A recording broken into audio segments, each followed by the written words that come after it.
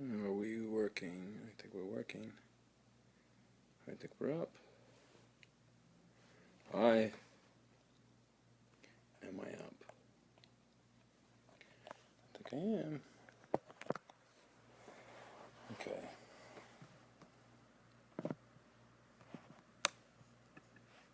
Jesus. Hi, Brooke. How you doing, honey? Hi, Rike. How you doing? Riley and Mitchell. Hello. Caitlin, I love you too.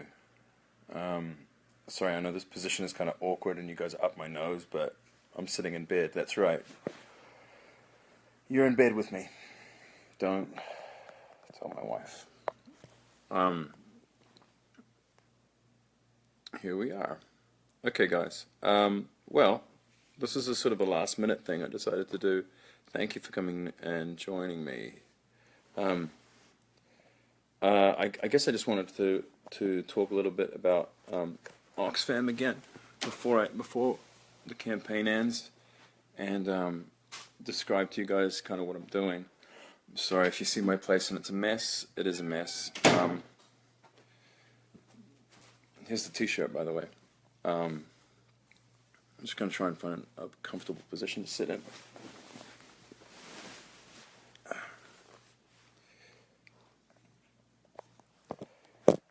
Plenty of hearts. So, okay, let's talk about it.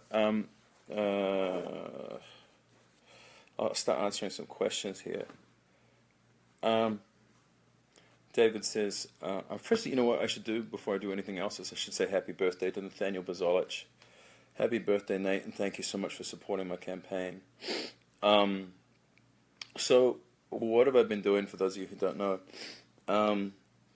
Essentially, I just returned from a trip to northern Uganda, where I visited two of the largest refugee settlements in the world, actually the largest refugee settlement in the world, by the name of Bidi Bidi, which the Ugandan government has been incredibly gracious about accommodating refugees of a terrible war that's taking place in the South Sudan. And I was there to talk with refugees and to learn about what had happened to them and the crisis that had befallen them. And I was there with the marvelous organization of Oxfam, and that was serious education. I will look. I'll grant you, because I can see a lot of questions that are coming up that are originals based, but I'm going to be a little disproportionate today in my answering. For every one question I answer for the originals, I'm going to answer 3 about my campaign, because that's kind of what I'm here to do. Hey, do you like the fleur-de-lis up there? I got the originals up there. That wasn't intentional. It's above my bed. Does that look narcissistic somehow? All right. Hi from Southern Alabama. Hey, how you doing? Guys, ask me some questions. Ask me some questions. I love you all too. Alia says, don't end it. Alia, I won't end it. What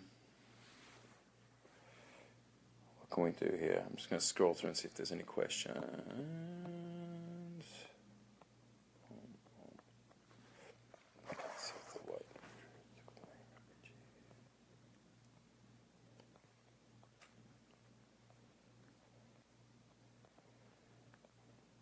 So to talk a little bit about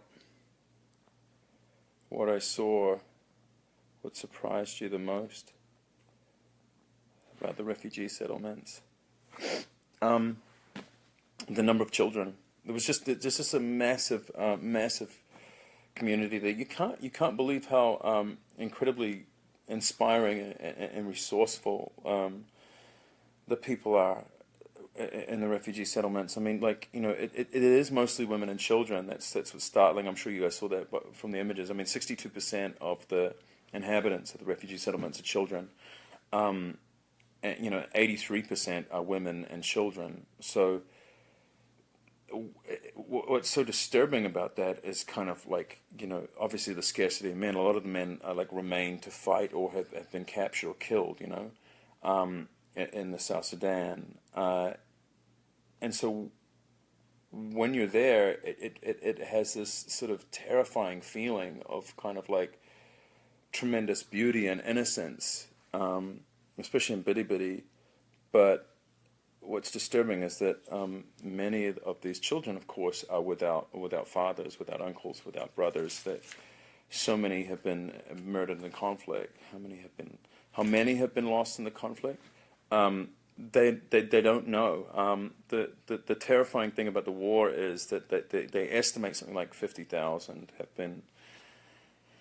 their lives have been lost in the conflict. And it began in 2013.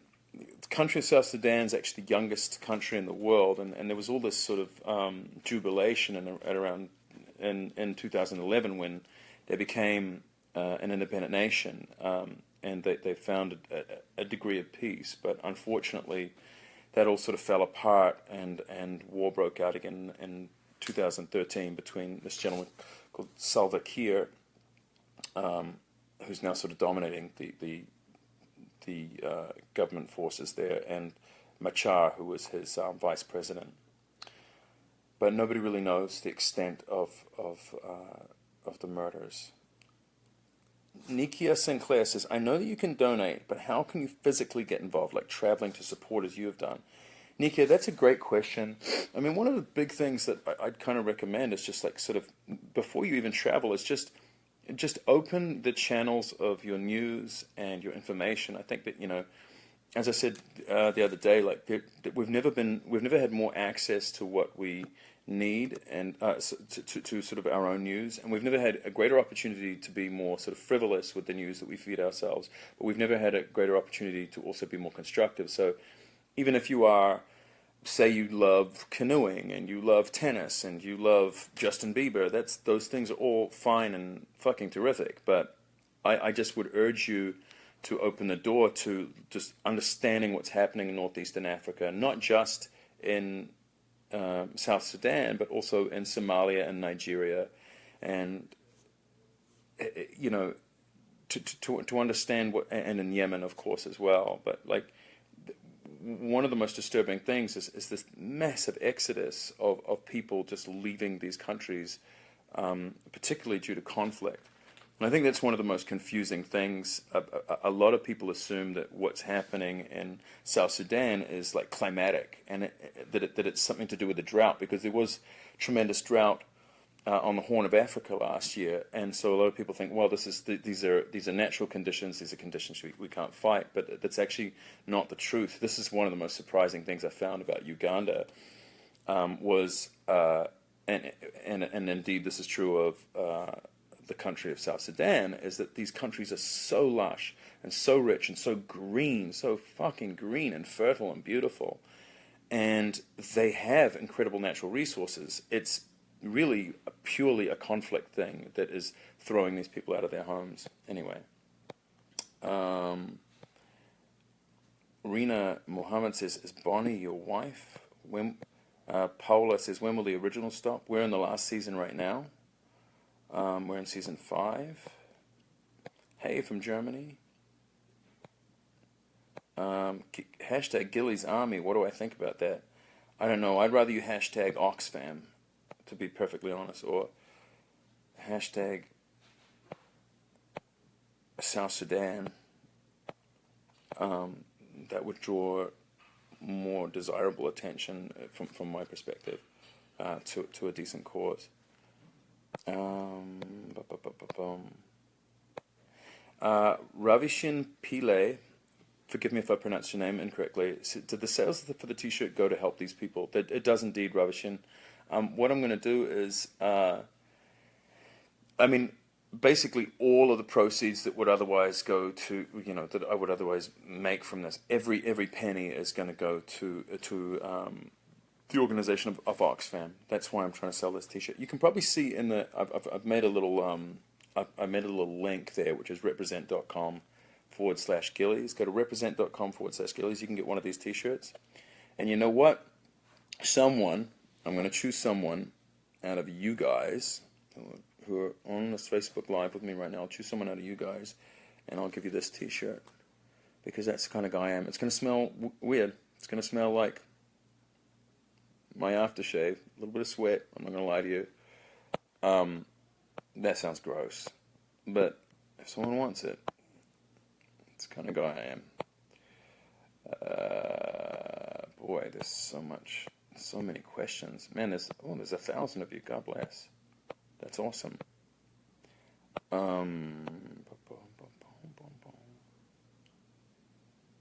Daniel, what can we do to help?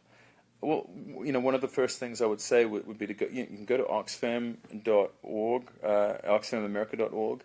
They have a lot of information about exactly what's sort of transpiring, and in really sort of black and white terms, they spell out sort of the nature of the conflict and what's happened. And I think that's just educating yourself on the conflict is a great thing. To make contributions, every dollar counts. And don't forget that the UN. To address this crisis has asked for something like $1.6 billion. And unfortunately, they've received something like 25% of what they've asked the international community for. And there's a couple of reasons for theories about why people believe they haven't achieved this financial goal. And one, of course, is that, is donor fatigue. And the idea that, that there's just, the world's just rampant with tragedies. What does this one mean, and what does it mean to us? And it does. I acknowledge that it does feel sort of distant and strange and sort of intangibly tragic. And even for me, like who had enough. I had enough enthusiasm, curiosity, and desire to go over there, and yet even for me, it didn't become real until I was in those circumstances and spoke with these people and listened to their stories, But I can't remember where I was going with that.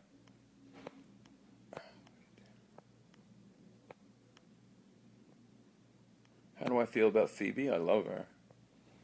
I love Phoebe. She's one of the best people I know.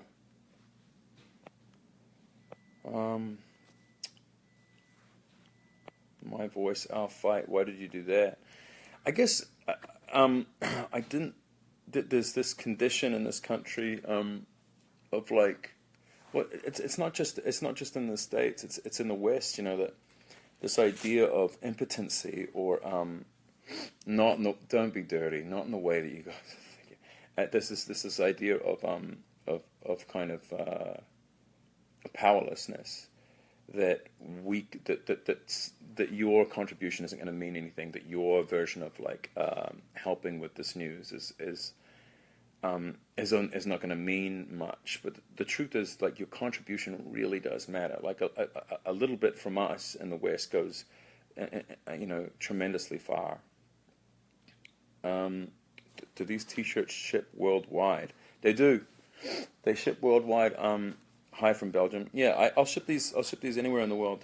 I won't personally. That would be expensive and not the best use of resources. But no, represent.com. They ship them worldwide. Again, go to the link that's attached. There's represent.com/Gillies, and you can get one of these T-shirts. We will fucking get it to you. That's a promise. It might take longer than you expect if you live in the middle of the Mojave Desert than it does if you're living in Northern California. But typically people get their T-shirts within like a couple of weeks.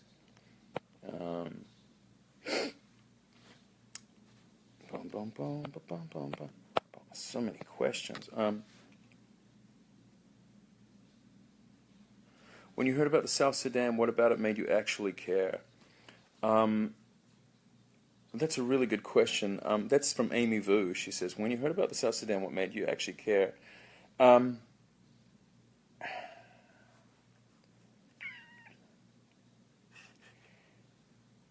think I knew that like 100,000 people in the South Sudan were facing starvation, and I knew that there was a point at which, like, around 1 million were on the brink of famine, and not to mention the 6 million that are described as facing severe hunger, requiring immediate attention. This was once I heard sort of these figures, I realized this was just like a country devastated by this war. You have to understand too that people, that there's a lot of farmland there. There are a lot of crops. Again, it's incredibly lush, but people were fleeing their homes because they were being butchered and massacred, and I would rather not discuss them. I mean, there was massive recruitment of child soldiers. It was it was just sort of tragedy heaped upon tragedy, and people were leaving these realms of productivity and generating their own food and whatnot, and now these people couldn't be farmers. They like a massive source of their food is obviously their agriculture, and without their agriculture they couldn't produce. But also too, there was just when people are fleeing entire settlements and civilizations within South Sudan. I just dropped the phone. Sorry about that. Sorry. That there's also no longer markets. It was just you can't. I don't think we can imagine the enormity of this issue. When you think too, like that 10% of that populace. Can you imagine 10% of the population of the United States, which is what are there, 500, 600 million people in the United States? Imagine 60 million people just up and leaving the United States, or running for their lives and terror. Like that's just monstrous.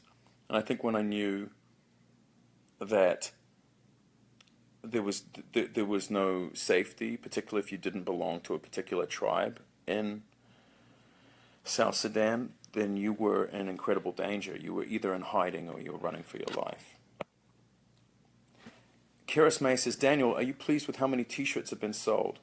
Well, Karis, I always wish I could sell 10 million of these. Do you know what I mean? Like I wish I could. But of course, I'm pleased that there's 1,000 of you talking to me right now. It's so gratifying. Do you know what I mean? Eileen Ray says, I want Elijah so much for season 5. So do I, Eileen.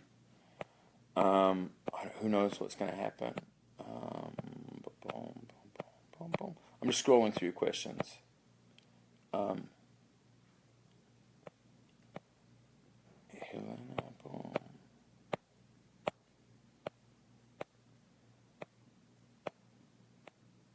long have I been doing this? People are saying don't swear. Unfortunately, that's what I do. I have a bit of a potty mouth, so I'd apologize if I meant it, but I really don't. I swear. Get over it.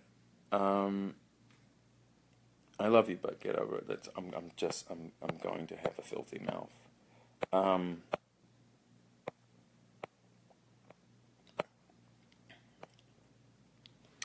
Tina Morehouse says, have you or are you able to approach world leaders for their support or shed more light on this? I mean, that's such an interesting question. Tina, I don't know the answer to that. I've never tried going through any political routes or venues, like for obvious reasons. I'm a little bit cynical about. I'm as cynical right now about politics as I am about politicians, and maybe I need to get over myself with that because it's too cynical, I think, to just discard the idea of politics and political power. I think that I'm sure that there are people who would have compassion enough to do something about this. I'd like to continue to speak more about this, and I'd like to, certainly, if there were politicians who wanted to be involved and wanted to generate a big sound about this, I would love to rope them into this. If I was ever invited to speak on a platform that was political about this, I would gladly embrace it.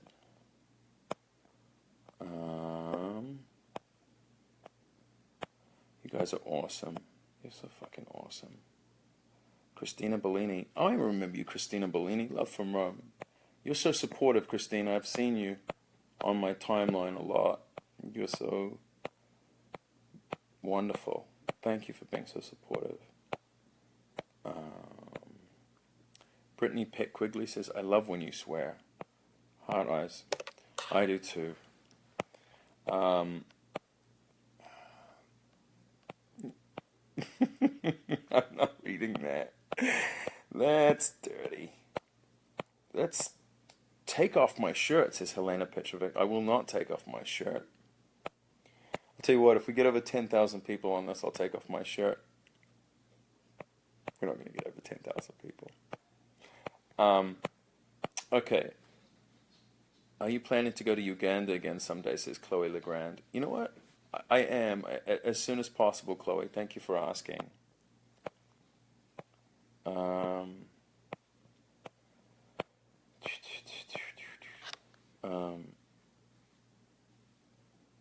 Janine Oliveira, the Brazil squad misses you. Sure. Good on you, Brazil. Sorry about my terrible hair today. All right, I'll answer a couple of... I will answer... Whoa, we're getting... Did numbers climb because I said I was taking my shirt off? I'm not taking my shirt off. That's just not going to happen. Dixie Wetley says, oh, Daniel, I love the support you do for others. I wish I had the money to buy a T-shirt. Dixie, don't worry about not having the money. I would never demand that anyone purchase a T-shirt if they can't afford it. What I would ask you to do if you can't afford to make the purchase is to retweet me, to regram information. I'm talking about information that I have about the conflict in South Sudan. I also, anytime you can share with your friends information about what's going on in northeastern Africa, that's tremendous help to me, and that costs nothing. So don't. I mean, I think that's the other thing too. That's the other thing we're fighting. The other cynicism I have is cynicism about our media. That there is, as I've said before, an incredible schizophrenia and frivolity in our news, and we're way more inclined to talk about the reliable stupidity, daily stupidity of Donald Trump than we are to talk about starving, beautiful children in the world. And that is shitty. But you know what's not shitty? These people. Oxfam. It's so mesmerizing to see just the strength, the desire to build communities out of nothing. Uganda's not the wealthiest country in the world, and the fact that they're doing what they're doing is just so encouraging. You guys are awesome. We're climbing in numbers.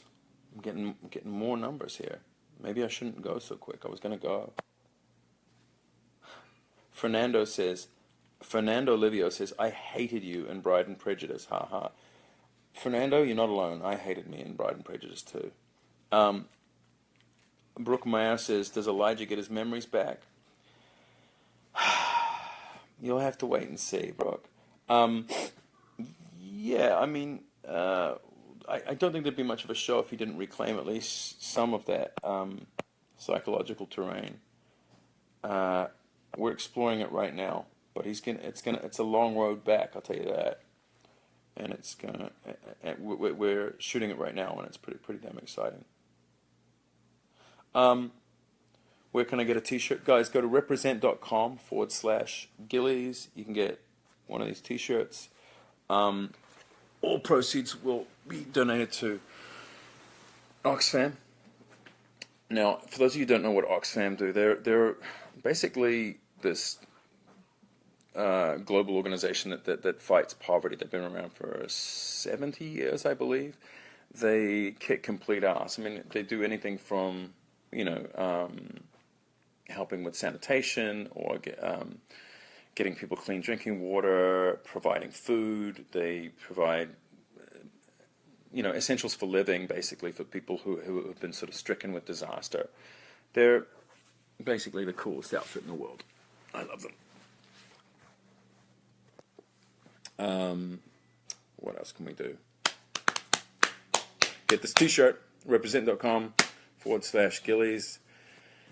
We've got a gray, someone's asking the colors. I think it's gray, navy blue, red, and what else? Black. I got 4 shirts, says Jennifer Barnes. I love you, Jennifer. That's for you. Thank you for your work with Oxfam. My hair's so terrible, I'm going to put a hat on. It's just, I can't stand looking at my shitty. There we go. It's better. Better, right? Heather Nort says, there is poverty here too. Heather, I hear this argument all the time, and here's why I'm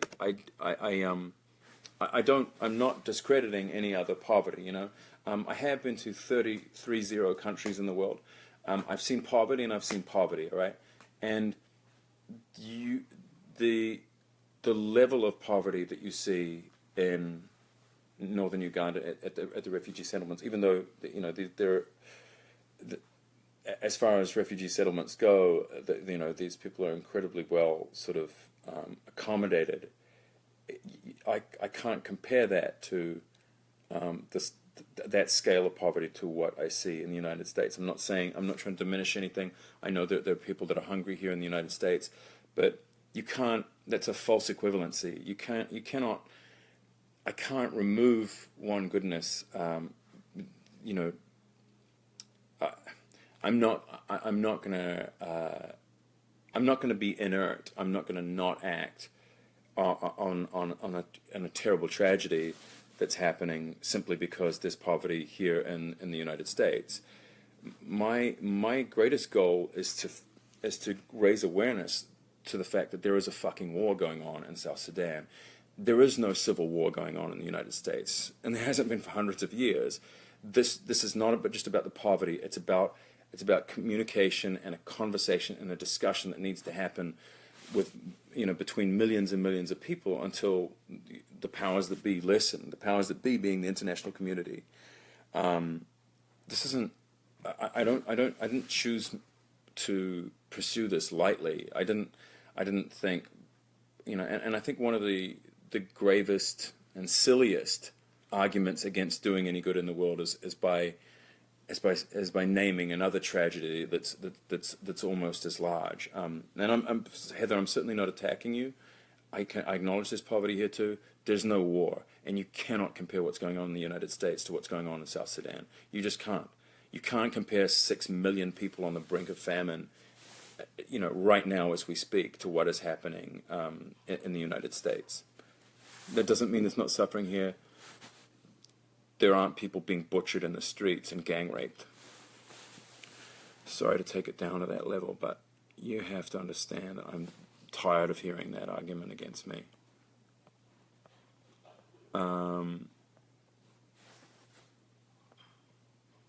Don't put your hat on, says Helena. I have to. Can you give us some spoilers on season 5? I definitely cannot. Greetings from Colombia. Hola, Colombia. ¿Qué tal?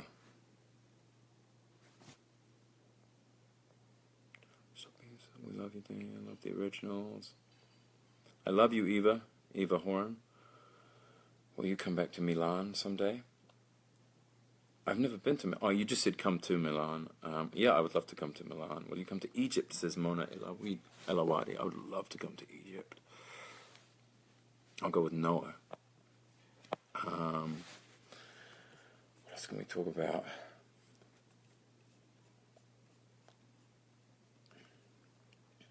How many people have left? 3 million. 3 million people have fled their homes. So in terms of like out of country refugees, there's 1.5 million, I believe now. And here's another crazy number for you. This is the craziest number. We're not quite there yet, but it's almost 1 million South Sudanese refugees just in Uganda. I mean, Uganda's the greatest sort of sanctuary for these people. So it's natural that they would try and flee there.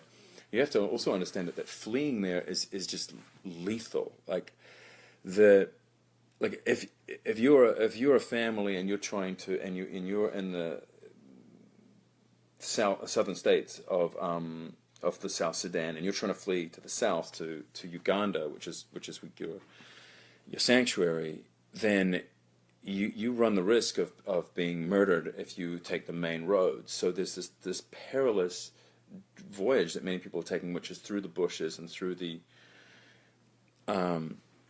vegetation, off the beaten path, and just in order to seek refuge. It's terrifying listening to the stories. Many people actually in the southwestern states will go through the DRC, Democratic Republic of Congo. They'll actually go out into other countries just in order to sort of horseshoe it around and back into Uganda. It's terrifying to listen to. I mean, you can't imagine how far the journey is and how relentlessly terrifying it is, because if you're found, you're often murdered or butchered or inducted into one of their armies.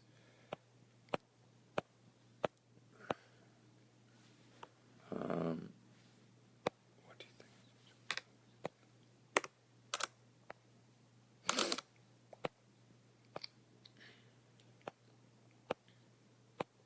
Okay, guys, I think I should go. Maybe.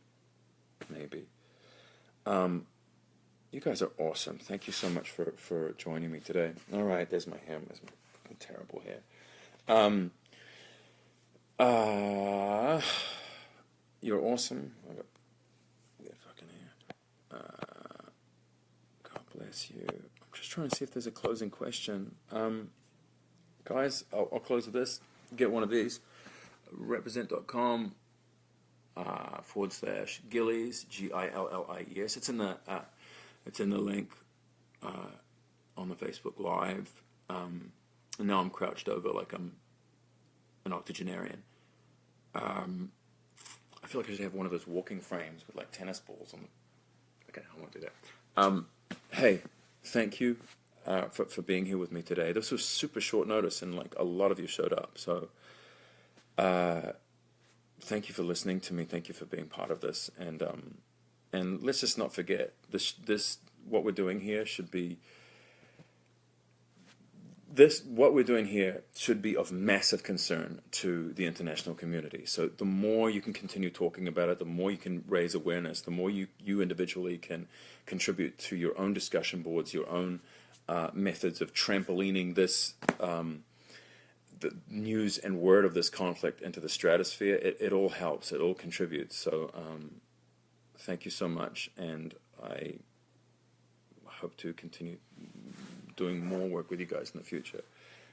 You are fucking awesome. Goodbye.